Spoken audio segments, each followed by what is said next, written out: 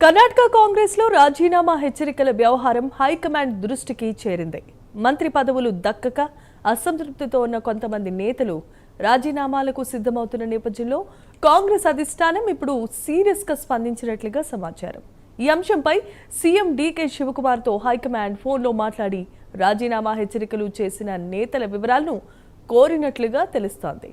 మంత్రి పదవులు దక్కని వారికి కార్పొరేషన్ పదవులు కల్పిస్తామని హామీ ఇచ్చింది. అయినప్పటికీ రాజీనామాలకు ముందుకొస్తూ ఉంటే వాటిని ఆమోదించాలని రాష్ట్ర నాయకత్వానికి అధిష్టానం సూచించింది. ఈ పరిణామాలు కర్ణాటక కాంగ్రెస్ రాజకీయాల్లో ఆసక్తికరమైన చర్చకు దారితీశాయి.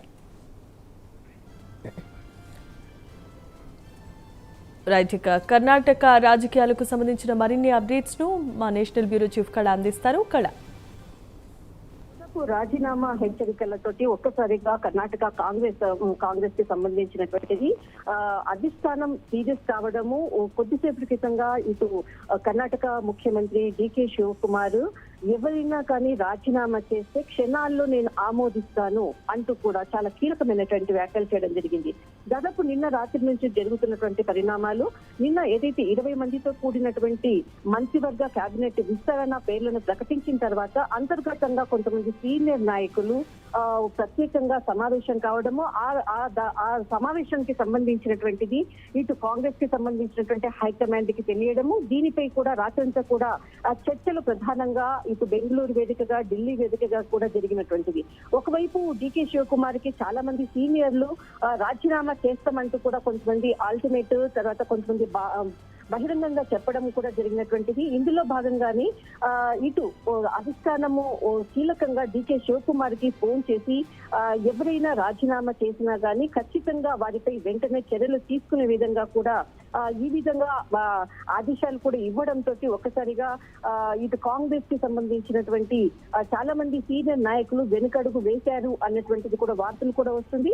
కానీ అధిష్టానం ఇచ్చినటువంటి ఏదైతే ఆదేశాల మేరకి ఇటు డీకే శివకుమార్ కూడా కొద్దిసేపు క్రితంగా రాజీనామాలు ఎవరు చేసినా కానీ ఇటు మంత్రివర్గానికి సంబంధించినటువంటి ఎవరికైనా పదవులు రాకపోయినా కానీ వారు అసంతృప్తితో ఉన్నా వచ్చి శాంతియుతంగా చర్చలు జరిపే విధంగా కూడా మాట్లాడుకుందాము, కానీ రాజీనామా చేయడానికి మీరు సిద్ధమైతే దాన్ని క్షణాల్లో ఆమోదించడానికి మేము సిద్ధం అంటూ కూడా చాలా కీలక వ్యాఖ్యలు చేయడం జరిగింది.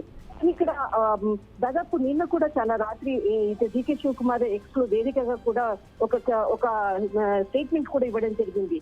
నేను కూడా సిద్ధిరామయ్య ముఖ్యమంత్రిగా ఉన్నటువంటి సమయంలో నాకు మొట్టమొదట మంత్రి పదవి కూడా లభించలేదు, తర్వాతనే నేను పని చేసిన తర్వాతనే నాకు మంత్రి పదవి లభించింది అంటూ కూడా గతంలో జరిగినటువంటి దాన్ని కూడా ఒక ఎగ్జాంపుల్ గా కూడా చెప్పడం జరిగింది.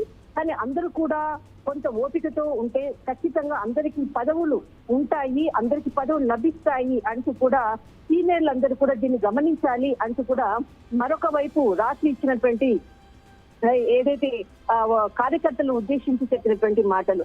కానీ ఈ రోజు ఉదయము అటు అధిష్టానానికి రాత్రంతా జరిగినటువంటి చర్చల నేపథ్యంలో భాగంగా ఇటు అధిష్టానానికి సమాచారం వెళ్లడము, దీనిపై ఇటు డీకే శివకుమార్ తో అటు రాహుల్ గాంధీ, అటు సోనియా గాంధీ, ప్రియాంక గాంధీ, మల్లికార్జున ఖార్గేకి సంబంధించినటువంటి చాలా క్లియర్ గా కూడా ఫోన్ లో సంభాషించినటువంటిది.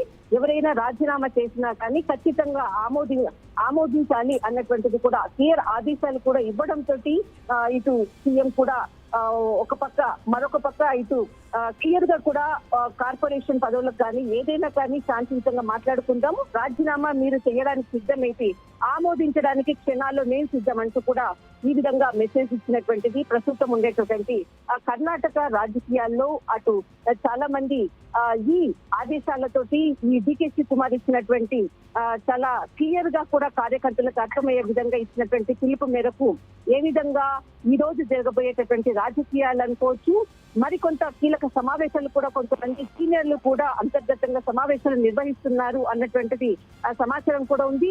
ఇందులో భాగంగానే డీకే శివకుమార్ ఇచ్చినటువంటి ఏదైతే క్లియర్ పిలుపు అని చెప్పవచ్చు, దీనికి అందరికి అర్థమయ్యే విధంగా ఇచ్చినటువంటి ఆదేశాలు అనుకోవచ్చు. దీనిపై ఏ విధంగా స్పందిస్తారన్నది మాత్రం చూడాలి. అప్డేట్స్ కళ.